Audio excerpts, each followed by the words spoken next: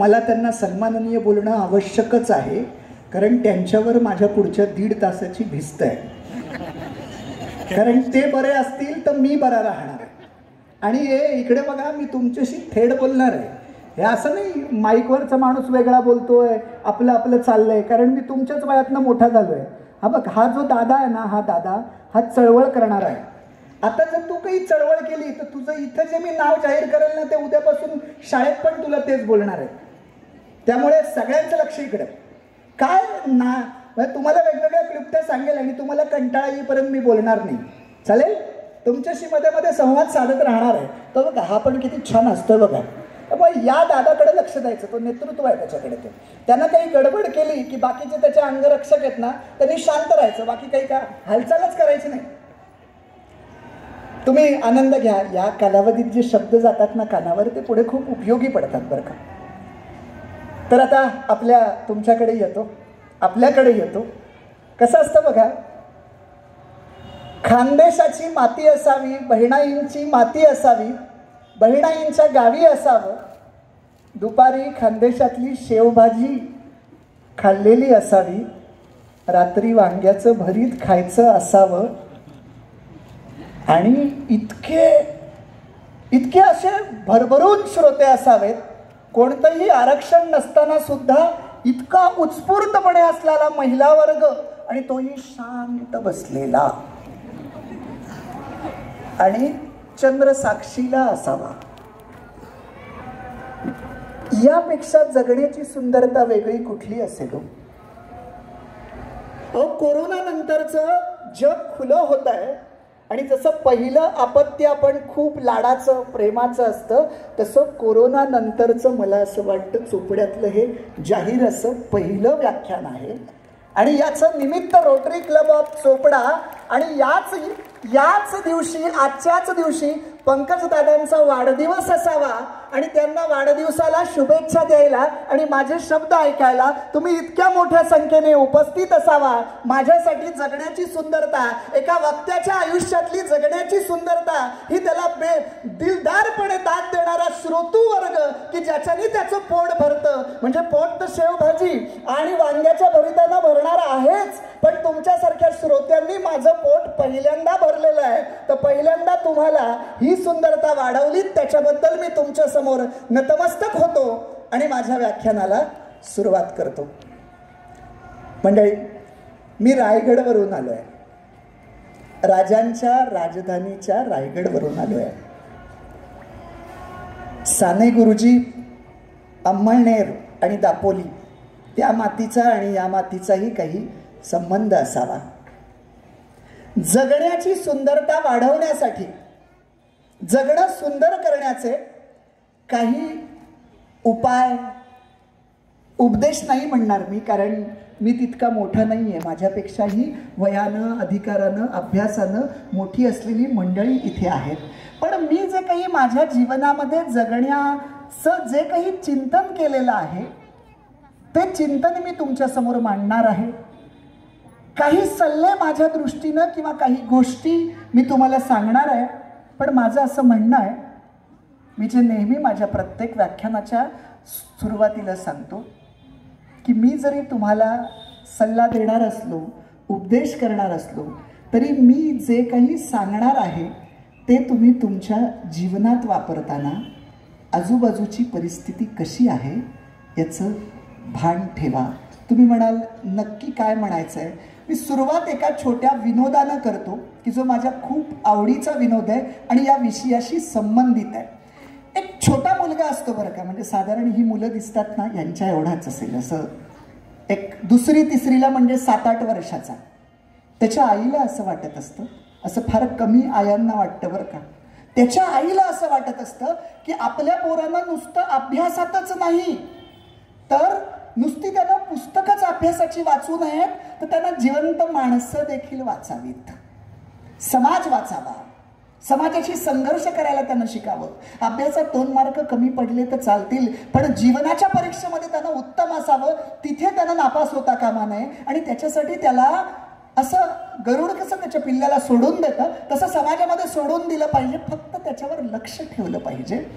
त्याला मामाच्या गावाला जायचं असतं. लहान असतो तो, पण आई त्याला म्हणते उद्या तू स्वतः मामाच्या गावाला जायचंय, मी फक्त तुला एसटीत बसून देईल, 5वा स्टॉप मामाचं गाव आहे, तिथे उतरायचंय, जाशील. पोरगं पण भारी असतं, ते म्हणतं आई तू चिंताच करू नको. आता एवढं तर पहिली मोहीम फत्ते झाली. दुसरी, आता त्याला आई काही शिष्टाचार शिकवते की बाळा, एसटीतून जाताना तुझ्याकडेला एखादी वृद्ध व्यक्ती येऊन उभी राहिली तर तू जिथे कुठे बसलास तिथनं उठायचं आणि त्या व्यक्तीला बसायला जागा द्यायची. एवढं ऐकशील माझं? मुलगा म्हणाला हो आई, चिंताच करू नको. दुसऱ्या दिवशी आई त्याला एसटीत बसून देते, मामाच्या गावाला हा जातो. जाताना तो उत्साहात असतो आणि 2 दिवसांनी मामाच्या गावावरून परत येतो. असा चेहरा मावळलेला असतो बरं खरे. आई त्याला विचारते काय झालं? काहीच बोले ना, असा गप्प, तोंड फुगलेलं. कोणतरी हसलं बरं का, याच्या घरी याचं तोंड फुगत असेल बरं का. आई विचारते मामा काही बोलला का? म्हणे नाही. मामी काही बोलली का? तर म्हणे नाही. मामाची मुलगी काही बोलली का? बरोबर आहे, तो गालातल्या गालात खुदकन असाच असतो आणि थोडस अशा लटक्या रागात म्हणतो हा, तिची काय टाप लागले मला बोलायची. मग आई म्हणते अरे कोणीच तुला काही बोललं नाही, मग असा काय चेहरा केला? ताईला म्हणतोय बघ, तू मला ते असलं वृद्ध व्यक्तींना बसायला जागा दे असलं काही सांगते ना, ते इथून पुढे सांगत जाऊ नको. आई म्हणते काय झालं? काय झालं म्हणजे काय? एका आजीबाईंना मी बसायला जागा देत होतो तर त्यांनी माझ्या कानफडात मारली. आईला काही कळे ना, असं कसं घडेल? आई म्हणते मला जरा नीट क्रम सांग बरं विस्तारानं, काय झालं? पोरग सांगायला लागतं बरं का. बघ आई, तू मला एसटीत चढवलंस, मी एसटीत चढलो, खूप गर्दी होती, मी तुला खिडकीतनं असा टाटा केला. एसटीत इतकी गर्दी होती की बसायला जागाच नाही कुठे. मग मी ना असं एका बाकड्याच्या कडेला येऊन उभा राहिलो. तो बाकडा असा ना 3 माणसं बसणारा होता आणि मी जिथं उभा होतो ना तिथेच माझ्या कडेला एक असे आजोबा बसले होते, जाडजूड मस्त गोल गरगरीत असे आजोबा बसले होते. आणि त्यांनी माझ्याकडे पाहिलं, मी पण त्यांच्याकडे पाहिलं. ते माझ्याकडे बघून हसले, मग मी पण हसलो त्यांच्याकडे बघून. मला ते म्हणाले बाळा बसतो का रे मांडीवर? आई मी तुला खरं सांगतो, मी ना त्यांना काहीच बोललो नाही बघ, पण त्यांनी मला असं अलगद उचललं आणि त्यांच्या मांडीवर बसवलं. तर मी तरी काय करणार? बसून राहिलो. एसटी पुढच्या स्टॉपला थांबली. काही माणसं एसटीतनं खाली उतरली, काही माणसं एसटीत चढली. एक आजीबाई एसटीत चढल्या. त्याच्या लाभ होत्या सुरुवातीला माझ्यापासून, पण हळूहळू गर्दी जशी मागे मागे जायला लागली, मागे मागे जायला लागली, तशा त्या आजीना माझ्या कडेला आल्या ग आणि माझी अशी नजर जाताच माझ्याकडे बघून हसल्या. मग त्या हसतात तर मी का नको हसू? मी कशाला कंजूसपणा करू? समाजात काही कंजूसपणा करणारी माणसं असतात बरं का, आपण त्यांच्याकडे किती हसू ते असेच करत असतात. हा बघा तुम्ही, अशी चष्म्यातून खाली अशी बघतात ती माणसं, असं माझं निरीक्षण. पण मी कशाला कंजूसपणा करू? मी पण हसलो त्यांच्याकडे बघून. मग पुढे पुढे ना त्या तशाच उभ्या होत्या. पण मला तुझा रात्रीचा सल्ला आणि उपदेश आठवला. तू म्हणाली होतीस बघ की एसटीतून प्रवास करताना आपल्याकडेला जर एखादी वृद्ध व्यक्ती आली तर तू जिथे कुठे बसलास तिथनं उठायचं आणि त्या व्यक्तीला बसायला जागा द्यायची. आता मला कळेना करू तर मी काय करू? बरं मला श्यामची आई साने गुरुजी आठवले. ते नाही का, श्यामला आईनं सांगितलेलं असतं काहीही झालं तरी चोरी करायची नाही. एकदा त्याला भूक लागते आणि इतकी भूक लागते की तो देवळात गेलेला असतो. देवाच्या दारात असे देवाच्या समोर पैसे असतात, तो असे उचलतो पण नंतर त्याला आईचा सल्ला आठवतो की आईनं सांगितलंय चोरी करायची नाही. तो पैसे तसेच ठेवून देतो. पण मी विचार केला, तो श्याम पोटात भूक लागली असताना पण आईचा सल्ला ऐकतो, तर माझं पोट भरलेलं असताना मी आईचा सल्ला का ऐकू नको? मी ताबडतोब आजोबांच्या मांडीवरून खाली उतरलो. आजीबाईंना असं हाताला धरलं आणि मी म्हटलं आजीबाई तुम्ही बसा इथं.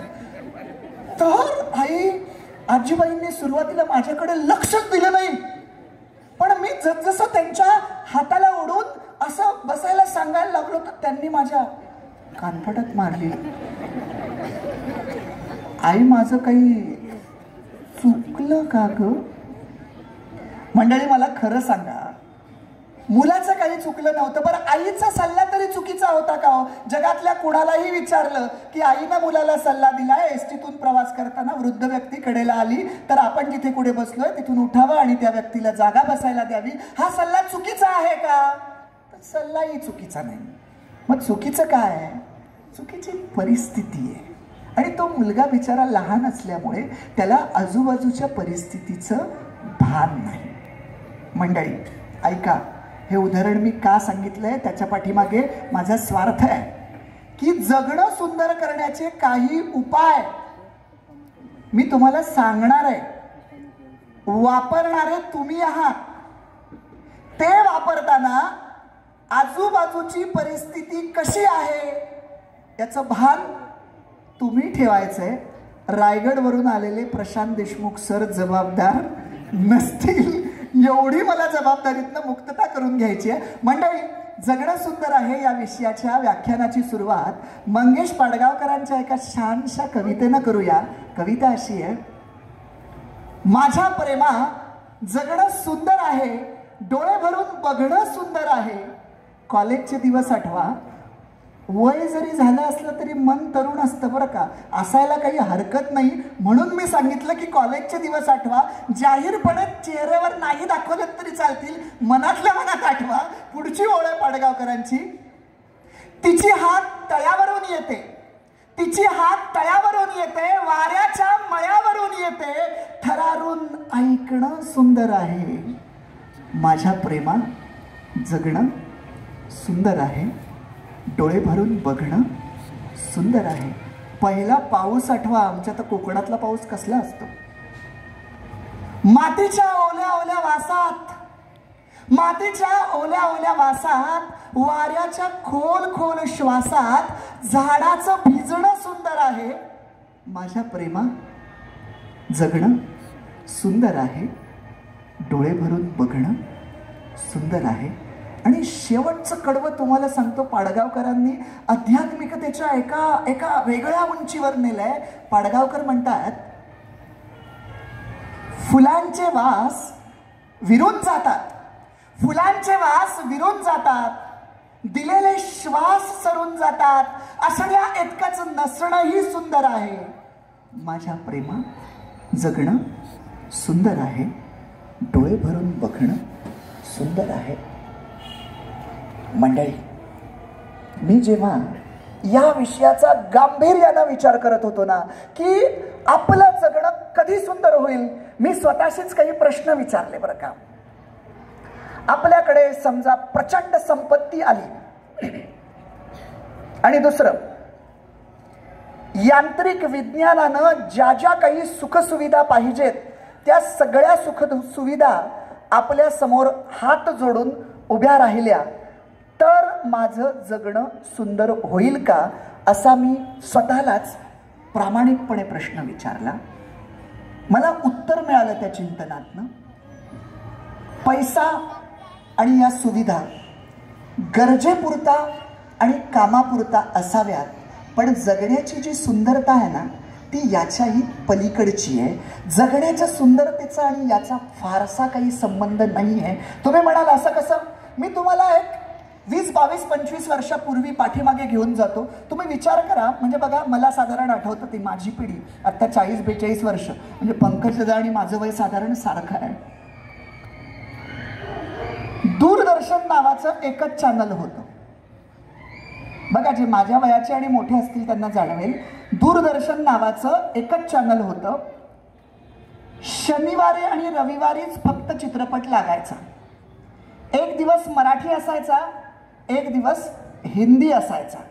अख्ख्या गावात कुणाकडे तरी एकाकडेच टीव्ही असायची आणि त्या चित्रपटाला तुडुंब गर्दी असायची. त्या घरातलं जर शाळेत कुणी असेल तर त्याला परीक्षेचे अख्खे पेपर दाखवायला लागायचे, नाहीतर टीव्ही दाखवला जाणार नाही. पण मला सांगा, तो चित्रपट आपण किती चवीनं पाहायचो, काय आनंद असायचा. अहो साप्ताहिकी लागायची तेव्हा आपण कॅलेंडर घेऊन बसायचो की आठवड्याचे कार्यक्रम काय काय आहेत आणि ते मला बघायचे. म्हणजे पुढच्या आठवड्यातलं आपलं प्लॅनिंग ठरलेलं असायचं. आता 5 मिनिटानंतर मी टीव्हीवर काय पाहणार हे आपल्याला माहित नसतं. आणि जाहिराती तरी काय असायच्या, किती दर्जेदार असायच्या बघा. ती आठवते का पहा तुम्हाला, वॉशिंग पावडर निरमाची ती छोट्या मुलीची जाहिरात यायची. अशी स्कट असायचा, ती अशी गोल गोल फिरायची आणि ती अशी टोन असायची काहीतरी, टिंग वॉशिंग पावडर निरमा, अशी ती दूध की सफेदी. मला सांगा, त्या मुलीकडे बघताना कधीतरी आपल्याला अश्लीलता वाटली का हो? कधीतरी मनात असा वाईट विचार आला का हो? आपल्याला असं वाटायचं आपल्या घरातली ती छोटी दिदी आहे, आपल्याच घरातली कुणीतरी आहे. आता जाहिरातीतले तोकडे कपडे बघून त्यांना नाही पण घरातल्यांना आणि आपल्यालाच लाज वाटते, असं काहीतरी झालंय. बरं या सगळ्या याच्यामध्ये बरं तेव्हा असंही होतं बरं का, हा सगळा प्रवास कसा असायचा हेही अनुभवलंय बघा. टीव्हीला मुंग्या यायच्या. आता या मुलांना मुंग्या टीव्हीला येणं म्हणजे काय हे माहीतच नसेल. त्यांना गोडावरच्या मुंग्या ते माहिती असतील. त्यांना आत्ता जर मी म्हटलं टीव्हीवर मुंग्या यायच्या तर त्यांना वाटेल की टीव्हीवर मुंग्या अशा चढायच्या की काय. आपण त्याला यांना मुंग्या यांनी कधी बघितल्याच नाही टीव्हीच्या, आणि ते रुकावट केली, खेद आहे, व्यत्यय असं यायचं बघा. आणि ते आपली एक पद्धत असायची. आपण जायचो टीव्हीला मुंग्या आल्या की तिला पहिल्यांदा प्रेमानं असं करायचो. एका झटक्यात काही टीव्ही दुरुस्त होऊन जायच्या.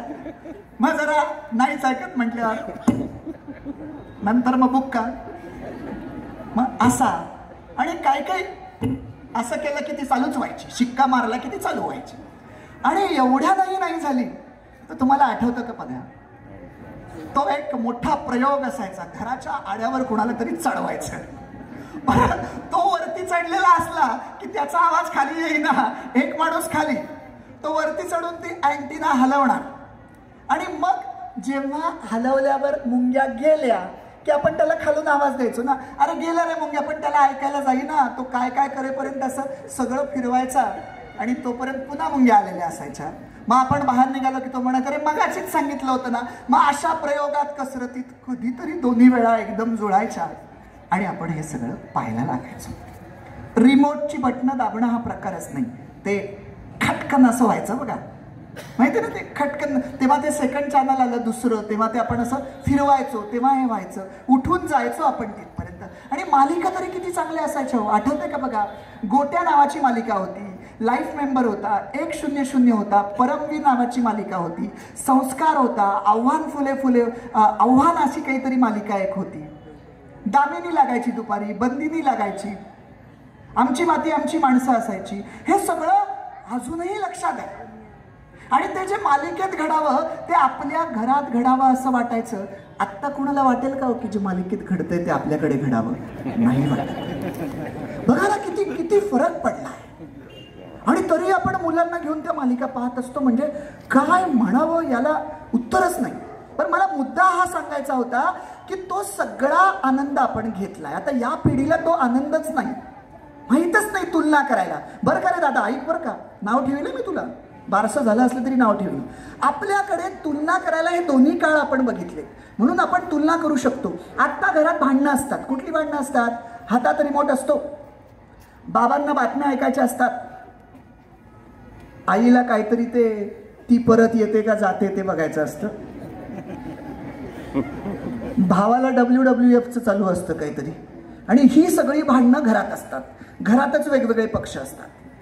आणि बरं एखाद्या रविवारी किंवा एखाद्या दिवशी घरातले सगळे बाहेर गेले तर त्यानं टीव्ही गपचूप बघायला पाहिजे ना, आनंद मिळावा, नाही मिळत. त्याचं कारण आहे, आपण अख्खा चित्रपट अख्खा बघायचो, बातम्या चित्रपटानंतर असायच्या, जाहिराती चित्रपटाच्या नंतर असायच्या. आता काय होतंय, थोडंसं काही झालं की लगेच जाहिराती येतात. बरं आपलं मन स्थिर नसतं, आपण या चॅनलवरून दुसऱ्या चॅनलवर जातो, पुन्हा तिकडे जाहिरात आली की परत मागच्या चॅनलवर यावं, तर पुन्हा जाहिरात चालू आहे, मग पुन्हा चित्रपट. म्हणजे 3 चित्रपट आपण जाहिरातींच्या मध्ये मध्ये पाहत असतो. तो जो आनंद आहे आपण जो घेतला तो आता सगळं यांत्रिक होऊनही नाहीये. मग काय झालंय आता, नक्की काय चुकलंय? आम्ही सदंत झालो, पैसा आलाय, सगळं आलंय, आपण पूर्वी चालत जायचो, आता आमच्या दिमतीशी गाड्या आहेत, सगळं आहे. चुकलंय काय? काय कमी पडत आहे? अहो आठवून बघा, पूर्वीच्या काळी 20-25 वर्षापूर्वी गावातली एखादी मुलगी जर पहिली आली तर अख्ख्या गावाला असं वाटायचं माझ्या घरातलं कोणीतरी पहिलं आलंय. आता उलट होत आहे. जगातलं कोणी का तिकडे नाव कमवेना, आम्ही टाळ्या वाजवतो, आम्हाला आनंद वाटतो, पण माझ्या घराच्या शेजारची मुलगी शाळेत जरी पहिली आली तरी माझ्या पोटात भीतीचा गोळा होतो, कारण माझी स्पर्धा माझ्या मुलीशी किंवा मुलाशी सुरू होते. हे तेव्हा नव्हतं. आमचं मन मोठं होतं. आम्ही आता किती संकुचित झालोत माहितीये. आम्ही आमची मनं इतकी छोटी करून घेतलेली आहेत की आत्ताचं जे आहे ना, घ्यायचं का सरकून? सरका पुढे एका लाटेत सरकताय का? सरका, येऊ द्या. एकदा बोलायचं का शिवाजी महाराज की जय, म्हणजे ऊर्जा येईल. बोलूया का? शिवाजी महाराज की यस. सरका पुढे. आता कसं ताट बसा, बरोबर. पाठीचा कणा असा मस्त ताट पाहिजे. झाला ताट. मी बोलतोय, माझी भाषा कळते ना तुम्हाला? नक्की ना? जागे आहात ना? झोपले तर मी जागा करेल बरं का. हा बघ, हा हसतोय. झोप कोणाला आली की मला सांगा. तर आपण तेव्हा या सगळ्या, आता लोकांची मनं खूप बारीक झाली. तो म्हणजे माणसं पैशानं मोठी झाली, सगळ्यांना मोठी झाली, पदानं, कीर्तीनं, पण मन जे आहे ना ते बारीक होत गेलं. बरं, ते किती संकुचित झाले माहिती आहे का? मला एक साधं रूपक कथेतनं सांगतोय उदाहरण, त्यातला मतितार्थ महत्वाचा आहे. एका माणसाला देव प्रसन्न होतो. तो देव त्या माणसाला सांगतो, उद्या सकाळी माझ्या देवळात ये, तू जे मागशील ते तुला मिळेल. हा पठ्य रात्री काय करतो, स्वतःच्या घराच्या खिडकीतनं शेजारच्या घरी काय काय आहे, त्याच्या दारात कुठली गाडी आहे त्याच्यापेक्षा भारी तिचं नाव, बंगला कसा आहे त्याच्यापेक्षा भारी त्याचं नाव, जे सगळी लिस्ट तयार होते ती शेजारच्या पेक्षा भारी काहीतरी दाखवायला देवाच्या समोर जातो, लिस्ट देतो. देव म्हणतो हे सगळं तुला मिळेल, पण एक अट आहे. म्हणे हे मिळेल ना? हो म्हणे मिळणार. मी काही कलियुगातला राजकारणी आहे का शब्द फिरवायला? मी देव आहे, मी दिलाय शब्द, तो मिळणार तुला. पण फक्त एकच अट आहे की तू जे मागशील ते तुला मिळेलच, पण त्याच्यात दुप्पट तुझ्या शेजारच्याला मिळेल. आता याचा चेहरा असा पडतो ना, हा म्हणतो देवा तू माझ्याशी राजकारण केलंस, मनातल्या मनात बोलतो बरं का, पण लक्षात ठेव मी पण तूच बनवलेला माणूस आहे. देवाला म्हणतो दुप्पट शेजारच्याला मिळेल. म्हणे हो. देवाच्या हातातली यादी घेतो, फाडून टाकतो, आणि आता तो जे देवाकडे मागणं करतोय ना ते जगण्याची सुंदरता का हरवले त्याचं उत्तर आहे, तो देवाकडे मागतो, देवा मी जे मागेल त्याच्या दुप्पट जर माझ्या शेजारच्याला मिळणार असेल तर देवा मी एका डोळ्यानं आंधळा होऊ दे. का? तर शेजाऱ्याला दुप्पट, म्हणजे माझा एक डोळा गेल्याचं दुःख मला नाहीये, पण माझा आनंद माझ्या शेजारच्याच्या दुःखावर आहे. माणसांचे आनंद त्यांच्या सहकाऱ्यांच्या, मित्रांच्या, नातेवाईकांच्या दुःखावर अवलंबून राहायला लागलेत, म्हणून जगण्याची सुंदरता हरवत चालले. जगणं जर सुंदर करायचं असेल तर पहिला उपाय आहे दुसऱ्याच्या आनंदात आनंद मानता यायला पाहिजे. आता टाळ्या द्या. पोरं भारी टाळ्या वाजवतात बरं का. टाळीचं वैशिष्ट्य माहिती आहे ना? ते बघ, बरोबर आहे. गप्प बस, मलाच म्हणतो परत, स्वतः टाळी वाजवतो आणि मलाच म्हणतो गप्प बस. टाळीचं वैशिष्ट्य तुम्हाला माहिती आहे का काय? ए दीदी इकडे बघ, मम्मीकडे नंतर इकडे बघ, तुला टाळीचं वैशिष्ट्य. हिचं नाव काय? हिचं नाव काय? हिचं नाव काय? तुझं नाव काय? नावच विसरले मी. नाव ठेवलं बरं का. हां, मी काय नाव सांग? वेदिका आहे का? वेदिका, तुझ्या नावात वेद आहे, आणि ज्यांनी वेद लिहिले त्यांनी किती तपश्चर्या आणि संयम बाळगलाय, त्याच्याशिवाय वेद येत नाहीत. शांत राहा. तर तुम्हाला, तुमच्याशी बोलतोय मी. टाळीचं वैशिष्ट्य तुम्हाला माहिती आहे का? एक टाळी वाजली की सगळ्यांच्या टाळ्या वाजायला लागतात. आणि मी जेव्हा तुमच्या एवढा होतो ना, तुमच्या एवढा, हा बघा हे नेतृत्व करतोय कसं बघा. या दादाचं नाव काय? त्या दादाचं नाव काय? त्याला हलवा. दीपक. अरे तुझ्या नावात दिवा आहे ना रे. हा, दीप लावायचा आहे आपल्याला बरं का. हे बघ तुझं मी जाहीर नाव घेतोय, घरी आई बाबा असतील तर आता तुझं काही खरं नाही बघ. गंमत करतोय, नाही तर घरी गेल्यानंतर त्याला धबडवायचे आणि तो परत कधी व्याख्यानांना यायचा नाही.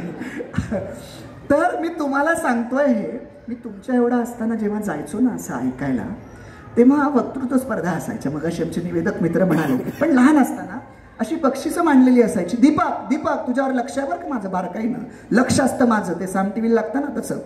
तर असं बक्षिसं मांडलेली असायची आणि आम्हाला या वयात कंटाळा यायचो हो. ते लोक माझ्यासारखी व्याख्यानं नसायची पण भाषणं करायचे आणि त्याच्यानंतर बक्षीस समारंभ शाळेतलं ना. मग आम्ही एक काम केलेलं असायचं, तुला मी शिकवते, तुला उपयोगी पडेल बघ. माझी अशी टीम तयार असायची, टीम टाळ्या वाजवणारी. बरं एकाच ठिकाणाहून टाळ्या आल्या तर सरांना कळणार आणि आपल्याला ते धपटवणार, म्हणून मी माझे 4 कार्यकर्ते असे वर्गात पांगवलेले असायचे बरं का, लक्षात ठेवा.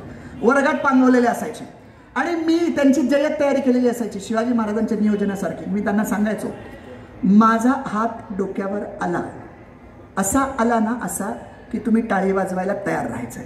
एकदा डोक्यावर आला की टाळ्या पडल्या पाहिजेत, सरांना असं वाटलं नाही पाहिजे की मी एकटाच वाजवतोय. 4ही कोपऱ्यातनं टाळ्या आल्या पाहिजेत आणि मग टाळ्यांचा कडकड कडकड कडकड कडकडाट झाला पाहिजे. आणि तसं एकदा आम्ही केलं. तुम्हाला सांगतो, जो माणूस भाषण करत होता ना तो टाळ्यांचा कडकडाट ऐकून, आमचा उद्देश काय, टाळीचे 2 अर्थ असतात. कोणते 2 अर्थ माहिती आहे ना? एक अर्थ असा की तुम्ही छान बोलताय म्हणून टाळ्या, आणि दुसरा अर्थ असा आता वास करा म्हणून टाळ्या. आम्ही ठरवलेलं असायचं की मिनिटाला टाळ्या द्यायच्या.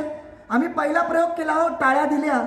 त्या माणसाची पुढची वाक्य होती भाषण करणाऱ्या, अहो माझे हे विचार, जड जड विचार आत्तापर्यंत मी खूप मोठ्या लोकांपर्यंत मांडले, पण त्यांचे चेहरे सुटके असायचे. टाळ्या तर सोडाच, पण त्यांच्या चेहऱ्यावर पण काही भाव नसायचे. पण तुम्ही लहान मुलं असून सुद्धा मी जे सांगतोय त्यातलं तुम्हाला कळतंय आणि तुम्ही टाळ्या वाजवताय. मी थांबणार होतो पण आता तुमच्यासाठी बोलतोच, असं म्हणून बोलायला लागायचे. मग आम्ही म्हणायचो, गाडीचं पेट्रोल संपलं की गाडी कशी थांबते तसं यांचे मुद्दे संपले की थांबतील. पण तेव्हा मला कळालेलं नसायचं, अशी काही माणसं समाजात असतात की माईक समोर आला की त्यांचे मुद्दे संपतच नसतात, कारण ते मुद्द्याला धरून कधी बोलतच नसतात. ते 500-500 किलोमीटर राम येऊन सांगत असतात. म्हणजे पाहुण्याची ओळख करून द्या म्हटलं तर ती स्वतःचीच ओळख सांगायला लागतात. असेही काही निवेदक मी पाहिले. तुम्हाला नाही बरं का, निवेदक म्हटल्यावर ते आमचे मित्र नाराज व्हायचे. तर ते तुम्हाला का, तू गेलं का दादा, त्याच्यासाठी युक्ती सांगून ठेवली आहे. तर पहिला जगणं सुंदर करण्याचा उपाय आहे, दुसऱ्याच्या आनंदात आनंद मानता आला पाहिजे. आणि महिला वर्ग आहे म्हणून सांगतो, जगण्याची सुंदरता वाढवण्यासाठी परमेश्वरानं एक यंत्र, एक गोष्ट निसर्गतः आपल्या तोंडाच्या आतमध्ये दिलेली आहे. तिला जीभ म्हणतात. असं म्हणतात की जिभेला हाड नसतं, पण दुसऱ्यांची हाडं खिळखिळी करण्याची ताकद याच जिभेमध्ये असते. आणि कोल्हापुरात असाल आणि इकडचा शब्द तिकडे झाला तर स्वतःचीही हाडं खिळखिळी करून घेण्याची ताकद याच जिभेमध्ये असते. तुम्हाला माहिती आहे ना, जीभ लवचिक आहे. बघा, लवचिक आहे, जीभ लवचिक आहे. दात ताठ आहेत, त्याच्यामुळे ते सुरुवातीला येतात, पडतात, परत म्हातारे झाल्यावर पडतात. जिभेचं तसं नाही होत. ती जन्माला आली तेव्हापासून जशी असते तशीच आहे. ती पडते, परत उभी राहते, असं नाही होत. ती शेवटपर्यंत तशीच असते. आम्हाला एक एक भाग शिकवतोय. आम्हाला जीभ शिकवते की वेळ काळ परिस्थिती पाहून आम्हाला लवचिक देखील होता आलं पाहिजे. ते म्हणतात ना, महापुरामध्ये ते वृक्ष कोलमळून पडतात, पण ते जे लव्हाळे असतात ना, बरं का रे दादा, दीपक दादा, ते जे लव्हाळे असतात ना, ते लव्हाळे मात्र त्या महापुरामध्ये जसा पूर येईल तसं ते स्वतःला संरक्षित करतात आणि पुन्हा ताठ उभे राहतात. त्यामुळे ताठरता कुठे ठेवायची आणि लवचिकता कुठे ठेवायची हे आम्हाला दाताकडनं आणि जिभेकडनं जर समजलं, सरपटण्याच्या वेळा आणि फणा काढण्याच्या वेळा आयुष्यात जर योग्य वेळी साधता आल्या तर जगणं सुंदरच होतं. अफजल खान जेव्हा निघाला होता ना विजापुरातनं, तेव्हा शिवाजीराजांना माहिती होतं की आता सरपटायचं आहे, जावळीच्या खोऱ्यात आलं की फणा काढायचा आहे. या दोन्ही वेळा राजकारणी माणसाला आयुष्यात साधता आल्या पाहिजेत. नाहीतर सरपटायचं त्यावेळेस फणा काढला आणि फणा काढायच्या वेळेस सरपटलो तर राजकारण चुकीचं होतं आणि समाजाचं जगणं हे कुरूप होऊन जातं. तर मी बोलत होतो हा विषय की जगणं सुंदर करण्याचं हे यंत्र परमेश्वरानं आपल्या तोंडामध्ये दिलंय.